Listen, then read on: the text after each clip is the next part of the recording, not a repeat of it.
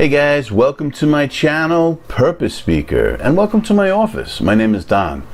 I think everybody nowadays, just about, has a problem with the way the media composes and delivers news nowadays and delivers it to us. In this video, I'm going to explain exactly the two ways how the media tries to manipulate us and use us and control us and exploit us, and what we can do about that. So I suggest you watch this video. I think you're going to be really surprised and really pleased, so stay tuned. There are a few points I just wanted to make clear real fast. The delivery method that the media uses to try to manipulate us, they don't have a particular method. It's either broadcast media, social media, published media, it's TV, newspapers, it's social media, it's like websites and stuff. So there's not one particular way they do that. I'm sure we all know that, we understand that. So also, and not every news organization is bad, is biased, is just doing the wrong thing. There are news organizations out there that try to do the right thing, that live up to their code of conduct, that are neutral, they just want to deliver the news. But they're few and far between, and you'll be hard pressed to find those out there. So, and also, most news organizations now really are very politically leaning and stuff like that. So my understanding, what I'm going to tell you about the two ways that how they manipulate and control you really has to do with a lot of political stuff. So, but it's my explanation here will be for you. Doesn't lean any way. This applies to everybody. So this is neutral as far as that goes. So the left does it, the right does it, the middle does it, everybody does it. So, and one final thing. Years ago, when you would deliver news, you got news delivered to you, and it was up to you to decipher it, to disseminate it, how it made you feel, how it made you think. When you got the news of events or whatever it was up to you to figure out who's responsible for those events, how you felt about those events and the news, and what you thought about that. It was given to you by the media, and it was left up to you to figure out how you felt and how you thought about that.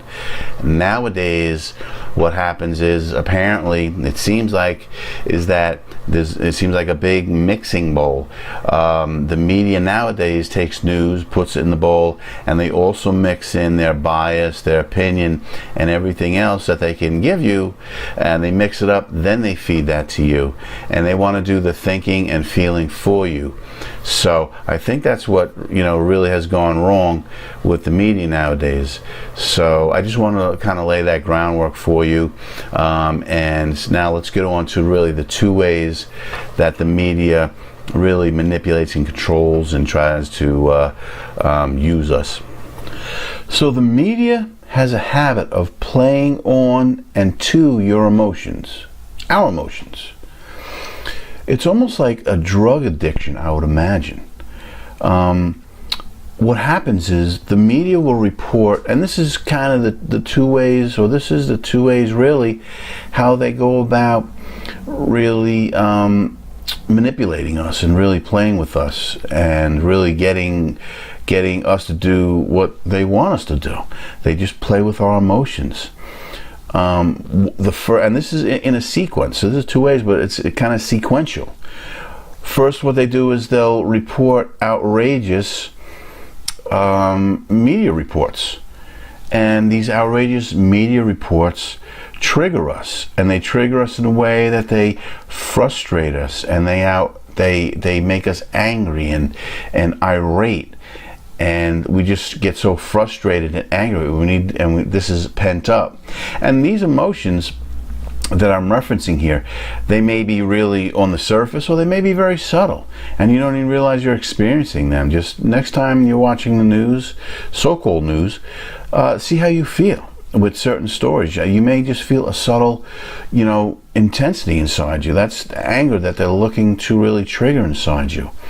But they do that. They report these outrageous news reports. And again, these news reports are not straight news. They're a mixture of bias and opinion and other elements that are made to really trigger and really move you to get your emotions going and triggering you to where you're angry, frustrated, irate, annoyed, whatever it is, to their stories. So once they get you in this state of, excited state of, these feelings, then what they do is then they'll report, or they have these stories that are meant to soothe you, that maybe validate or reflect your personal beliefs or ideas, or what you believe in, and that will soothe your feelings. And it's a vicious cycle about how this works. They trigger your feelings with certain news reports, and then they'll report certain stories that will soothe those feelings. So I would imagine it's almost like being thirsty in a desert, and somebody offers you water, and you drink it, then you get thirsty again, and you drink it. It's the same thing with what the media does. They really trigger these feelings, and then they can offer you these news reports that really soothe your feelings, because the soothing news reports really reflect what you believe in, and it comforts you, and it soothes those feelings that got irate to begin with when they triggered you. And it's almost like, I would imagine, an addiction. You need a fix, you got to fix, and then the cycle repeats all over again, and you keep going back for more. So those really are the two ways. They trigger you, and then they soothe you. They trigger you, then they soothe you. And you keep going back for more, and you watch the news organizations, or you read the news organizations, or you click on the websites that really reflect what your beliefs are and what your values are, and then they're designed, those particular media outlets are really designed, and they're really catering to doing these two things, triggering your emotions and making you angry and frustrated, and then they'll have stories that will really soothe those feelings of anger and frustration, and then you get emotionally hooked on this. It's like an emotional drug. So those really are the two ways that they really hook you and get you, hooked on what they're doing. And in a second, we're going to go over the one way. It's kind of a simple way of doing it. The one way that you can avoid being emotionally addicted to these media websites. So I actually said there was one way how you can avoid being triggered by the media, of how they manipulate you and use you. But actually there really is two ways. One way is being aware of how they trigger you, by what I just got done explaining, how they trigger you and then they try to soothe you.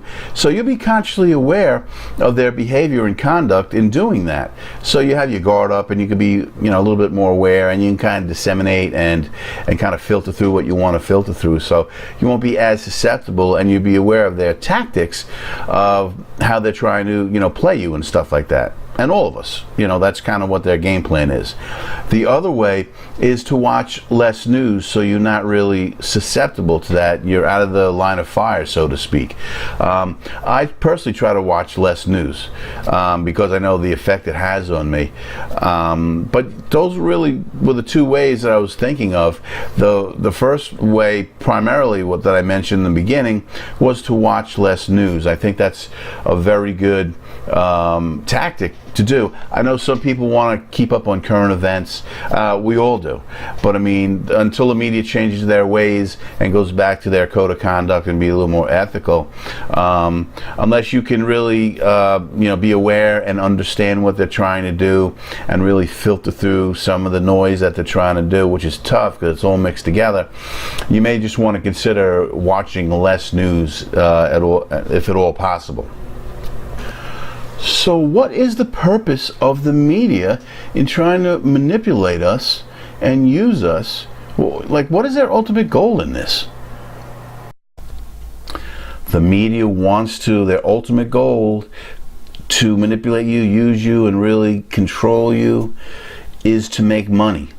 The more eyeballs they can get by emotionally addicting you to their website, their TV station, their newspaper, the more eyeballs they can get on their TV station, the more clicks they can get, on their website, the more papers you buy because you're addicted to their newspaper, because they got the cycle going with you, the more money they make with sponsors and everything else they got going on.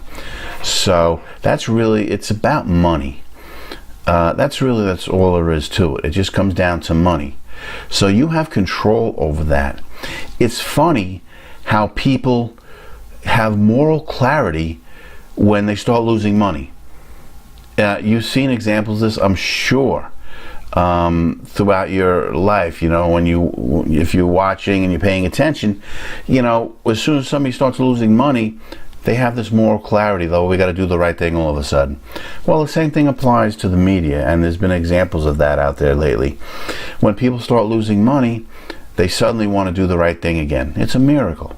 So the one thing that will hurt and get the media back on track is if they start losing money.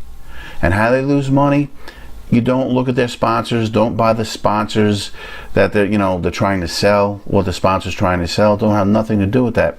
And you're not going to be tempted to buy the sponsors' stuff if you don't see what the sponsors are. And how do you not see what the sponsors are? By not watching the programs, or not reading about them, or not clicking on the website. So you have to really get, that's one way you can really fight back and really get the news back in the news with the media, and have them do the right thing again and give you straight news and nothing else, is really not to watch, and really voice your voice with the dollar sign, with the dollar bill, and not buy their go into sponsors and not see their sponsors, and they'll wake up and they'll start doing the right thing again. So that's really one way to really send the message home, is not to buy the paper, not to click on the website, and not to watch the news as best you can. So I want to thank you for watching this video. I was intending for it to be a little shorter, but I'd rather inform you and really be honest and straightforward with you guys.